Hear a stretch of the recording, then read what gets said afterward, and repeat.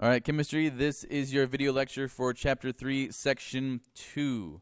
What I'm wanting you to be able to do at the end of this PowerPoint presentation is describe the evidence for the existence of electrons, protons, and neutrons, and describe the properties of these subatomic particles. I also want you to be able to discuss atoms of different elements in terms of their numbers of electrons, protons, and neutrons, as well as defining terms atomic number and atomic mass, and then defining isotope and determine the number of particles in the nucleus of an isotope. Now, this PowerPoint presentation is a little bit too long. In fact, accidentally, it includes some slides that should be present on the Section 3 presentation. So we're really simply going to focus on the first bullet here. Describe evidence for the existence of electrons, protons, neutrons, and describe the properties of these subatomic particles. We're going to be focusing on mainly J.J. Thomson's cathode ray tube experiments and Ernest Rutherford's gold foil experiments. These second two bullets are actually going to be covered in Section 3. Let's start by talking about subatomic particles. Experiments by several scientists in the mid-1800s led to the first change to Dalton's atomic theory. Scientists discovered that atoms can be broken into pieces after all, and that flies in the face of Democritus's original definition of an atomos, the uncuttable. So it doesn't make a whole bunch of sense that these uncuttables are cuttable. So this actually isn't what Democritus was imagining when he came up with his idea. Anywho, these items are divisible. The smaller parts that make up atoms are called subatomic particles. They are smaller than the atom.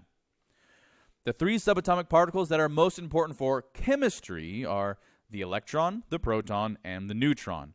There are several other subatomic particles. However, they're more relative to physics. Okay? They don't really factor into the chemical properties of an atom. That's not to say that they aren't important. That's not to say that they aren't interesting. They simply don't build into the chemical properties all that much. Let's start with J.J. Thomson's cathode ray tube experiment and the electron.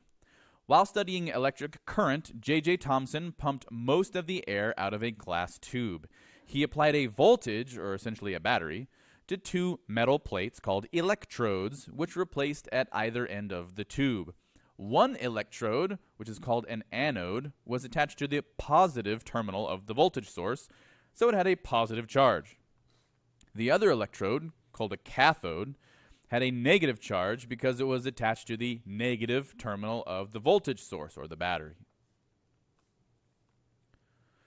Thomson observed that a glowing beam that came out of the cathode and struck the anode and the nearby glass walls of the tube. He called these rays cathode rays. Again, that's a pretty generic term because ray is a generic term for a stream of something, and that stream was inside a cathode tube, so he called it a cathode ray. The glass tube Thomson used is known as a cathode ray tube, and if you've ever heard of a CRT television set, a CRT computer monitor, or anything like that, they're actually referring to the same types of cathode ray tubes. Because the cathode ray came from the negatively charged cathode, Thomson reasoned that the ray was negatively charged. Okay, and this was just an idea, but in order to confirm it, he set up an experiment in which he established that electrons are sensitive to electric and magnetic fields, and that the cathode ray was in fact negatively charged. Thomson also observed that when a small paddle wheel was placed in the path of the rays, the wheel would turn, it would move. This suggested that the cathode rays consisted of tiny particles that were hitting the paddles of the wheel. They had mass. They were not simply pure energy. Thomson's experiments showed that a cathode ray consists of particles that have mass and a negative charge. Those were the two main conclusions that J.J. Thomson was able to draw, that these particles have mass and they have a negative charge. These particles are now called electrons. So an electron is a subatomic particle, it's smaller than an atom, that has a negative electric charge. Now here's one of the other things that Thomson subsequently concluded. Electrons are negatively charged, but atoms have no charge. If atoms have no charge, that means that they must contain some positive charges that balance out those negative charges due to the electrons.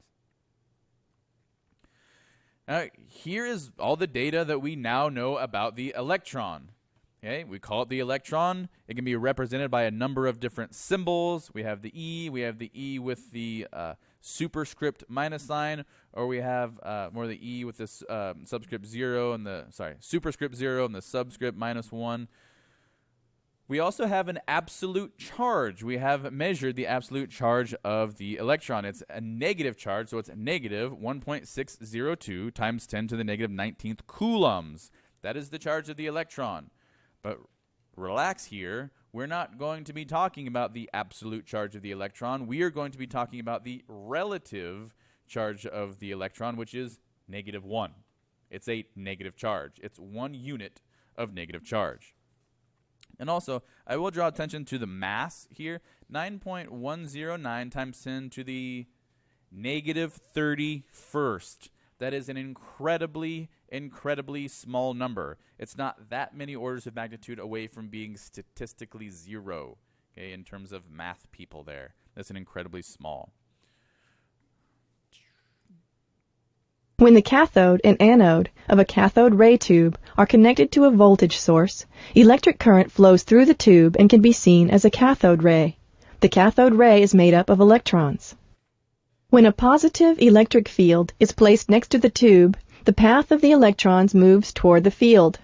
Using the strength of the electric field and the amount of deflection, J.J. Thomson was able to calculate the ratio of the charge of electrons to the mass of electrons. Imagine a baseball player throwing a ball. Like the cathode ray, with no outside influences, the ball goes straight when the baseball player throws it. A strong wind, however, could blow the ball and make it go off course. An outside positive field attracts the electrons in the cathode tube and makes them go off course. If the baseball player threw a lightweight plastic ball instead of a regular baseball, the wind's effect would be even more evident. The mass of the ball is one of the factors that determines the path the ball will take. Similarly, if the wind were stronger and the baseball player used the original ball, the wind's effect would be more evident. The strength of the outside force is one of the factors that determines the path the ball will take. By observing the path of electrons in the cathode tube, Thomson was able to calculate the ratio of charge to mass of an electron.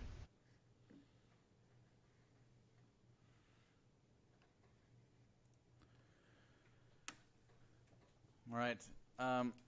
After Thomson's series of experiments with the cathode ray tube, he generated a new atomic model, or a new theory about what the atom actually looked like.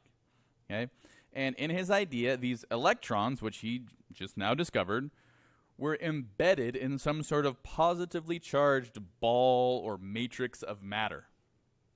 It was just kind of this generally diffused positive charge. And he called this model the plum-pudding model. Now that's a very English dessert, okay, and this was named by a very English man. If we were going to equate this to an American dessert, it would be the chocolate chip cookie model. All right, let's move on to the next experiment, Rutherford and the nucleus. Ernest Rutherford performed the gold foil experiment, which disproved the plum-pudding model. Again, after this series of experiment, we were able to adjust that idea of what the atom looked like, and we can generate a more and more accurate description of the atom. So it's not as though Thomson's work was completely useless. It was just one step in the progression towards this final idea. a beam of small positively charged particles called alpha particles was directed at a thin gold foil. Rutherford's team, right, also made of Marsden and Geiger, measured the angles at which the particles were deflected from their formerly straight-line paths as they came out of the foil. Rutherford found that most of the alpha particles shot at the foil passed straight through the foil, but a very small number of them were deflected, and in some cases backward or at an incredibly large or wide angle.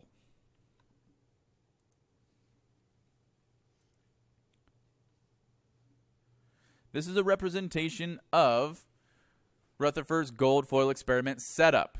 Okay, we have the detector screen encircling the experiment. We have the alpha particle gun, which Rutherford was actually very knowledgeable about, and he could generate alpha particle emissions very regularly.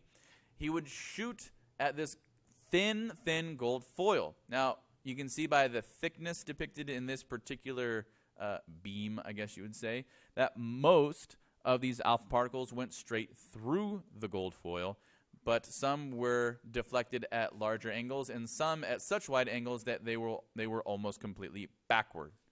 Okay? These are the results of Rutherford's experiment.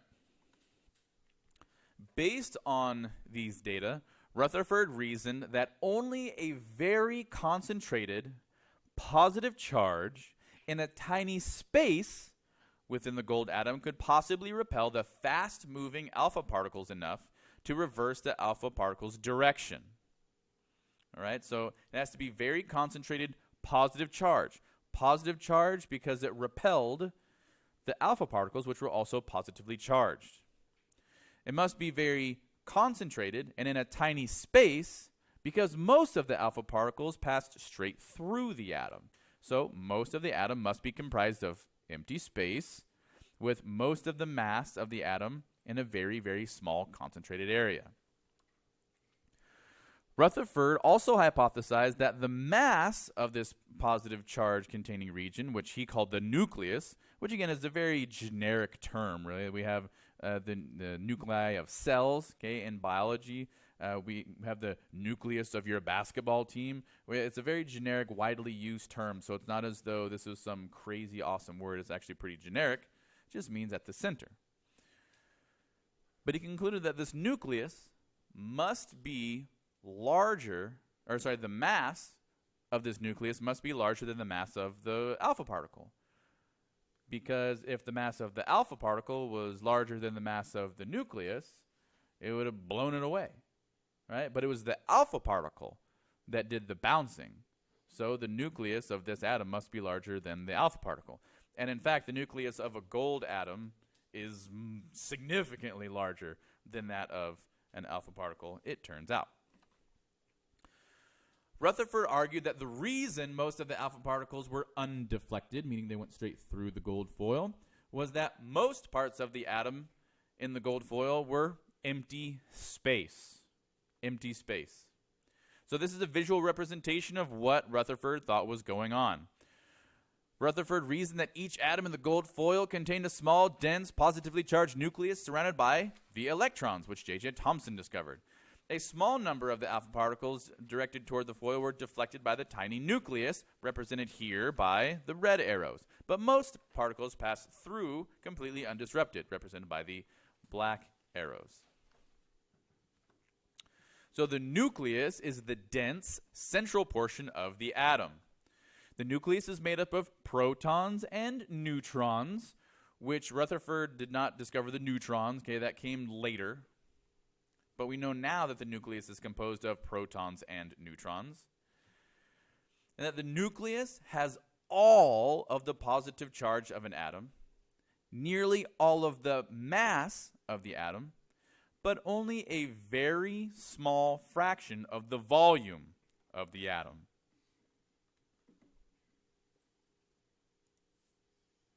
Ernest Rutherford, with Hans Geiger and Ernest Marsden, discovered the nucleus of the atom using a beam of positively charged alpha particles. They bombarded a sheet of gold foil with a stream of alpha particles. Most of the particles passed straight through the foil.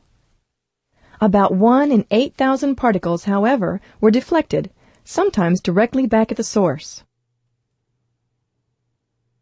Rutherford explained these results by hypothesizing that nearly all of the mass of an atom is concentrated in a very small volume called the nucleus. If the nucleus were small, it would be easy to miss. Alpha particles which miss the nucleus are deflected only slightly, if at all. Alpha particles which hit the nucleus are deflected severely.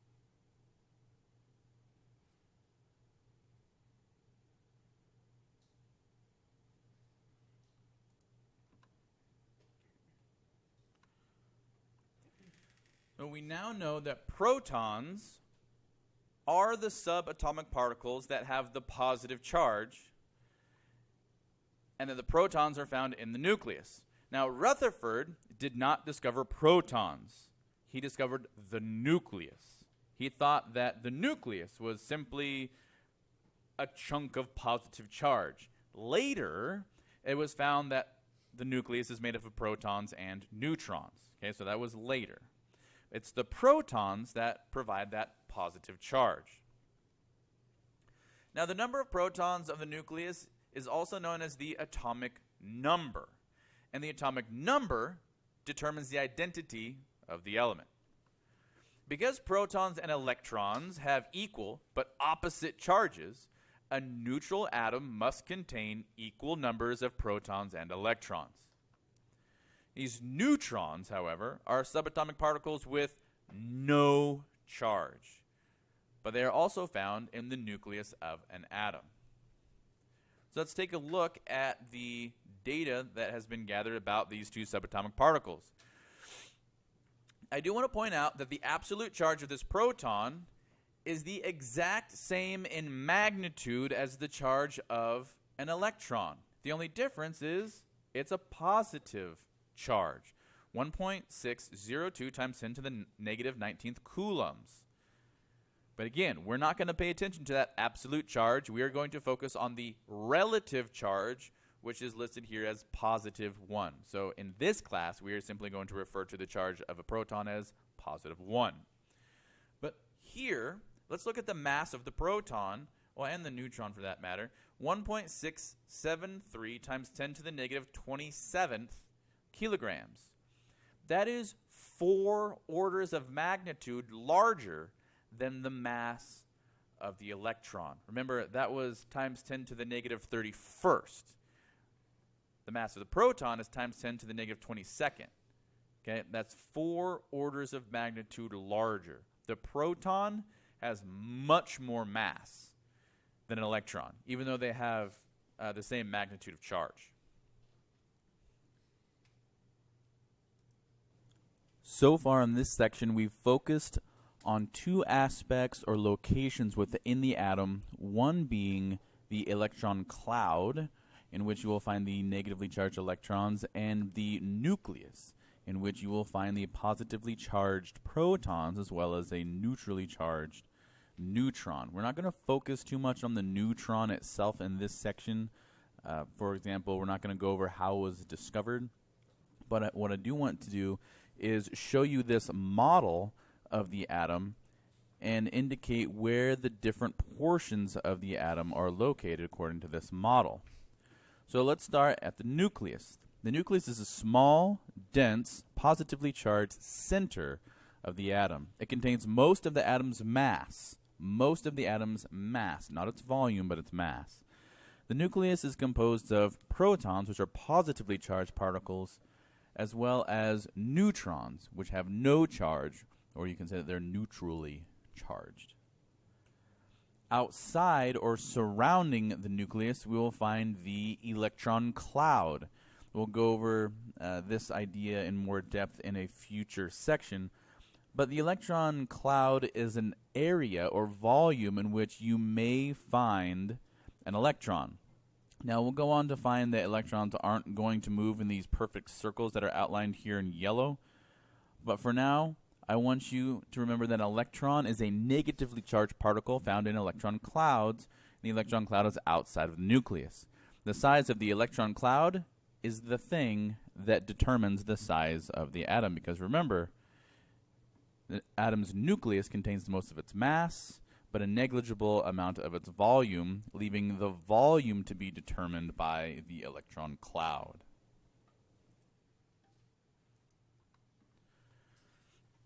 Now, if you're like me, when I was first learning chemistry, I wondered, why do we need such a thing as neutrons? We have electric stability. When you have a positive proton and a negative electron, why do we need the neutron for?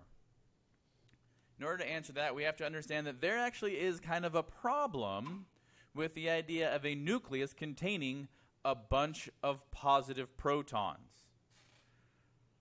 Coulomb's law states that the closer two charges are to each other, the greater the force is between them. So if you have a negative charge and a positive charge, as you move them closer together, the attractive force between them gets stronger and stronger, actually in an exponential way. You guys have felt this. As you have two magnets, you move them closer and closer together, the strength doesn't simply linearly increase, it exponentially increases. Okay? But let's keep this in mind, that the repulsive force between two like charges, for example, the positive charges of protons, must be extremely large when they're close to one another.